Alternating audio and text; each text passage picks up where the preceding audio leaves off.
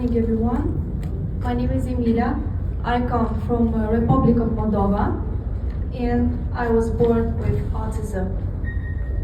Growing up, many people doubted me. They said I won't be able to develop, I won't be able to learn, grow, or to even finish high school. But today, I stand here proudly, proving them wrong. I am currently in 12th grade, which it means in my country I'll be taking my final exams, and I hope to finish a high school successfully. But this is just beginning. I have many plans, big dreams. I want to enroll in a university, to keep learning, and never stop growing. I started speaking when I was 4 years old, while most children start speaking when they are around 1 or 2. I spent a lot of time going to doctors and psychologists, but their conclusions was always the same. They believed I won't be able to finish school. It all started when my parents noticed that something seemed different about me. I was 2 years old, and I still didn't speak. My parents read many books to understand when a child should start develop walking or talking, and I wasn't following those rules. For 3 years, we saw many doctors, but back then, in my country, the Republic of Moldova, medicine was not very advanced, and very few doctors knew about autism. Moreover, the children with disabilities were kept in specialized centers, where they grew up and studied. Whenever I went to the doctor, I was given the wrong diagnosis. One doctor told my parents I have epilepsy. Others were considered I may be deaf or dumb. Anything but autism. It wasn't until we went to France that we finally got the right diagnosis. But in France, a doctor told my parents I had autism and that they would have to work really hard with me. He said I needed to go to a private kindergarten where I could benefit from more special attentions.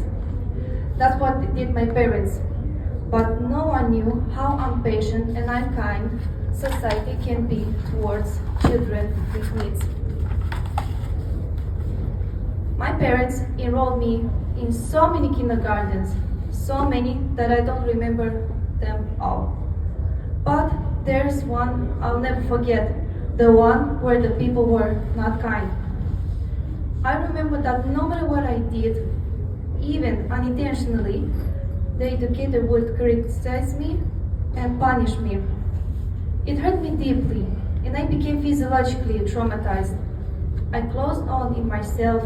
I was afraid of absolutely everything, because I knew no matter what I did, I would be punished. This shows that such type of teachers should not be working in the educational system, or they should be supported and receive trainings to understand the needs of different children. The teachers should love their job, especially the children. They should be interested to know as much as possible about the children they work with, how they learn, what they enjoy, what challenge they face, and what kind of support they need. Educational programs should be adapted to individual needs of every child. From early age, all children and their parents should be taught about diversity and inclusions. They need a guidance to understand that some of their classmates may require additional support and assistance. Because every child deserves a good start in life. Since my childhood, many things have changed in my country, but still more to be done. I am grateful to see that around 11,700 children with disabilities and special educational needs are now integrated into schools and kindergartens in Moldova, which is a big success. In conclusion, I believe that children with disabilities are special. They are creative. They just need support to express their ideas. They have such great thoughts and ideas, but it's hard for them to communicate. That's why they need to be involved in more activities to be supported, encouraged, and appreciated. These children are a source of art and inspiration into this world. They teach others what kindness and patience are. And I am one of them. That's why I would like to, first of all, give a big thank you to my family for never giving up on me and appreciating and supporting me for who I am. Also, a big thank you to my current Lyceum Prosucces for giving me a lot of knowledge and life skills for the past 3 years.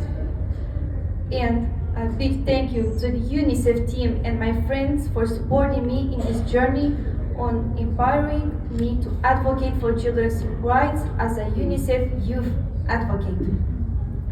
This role fills me deep sense of responsibility because inclusion is a shared responsibility.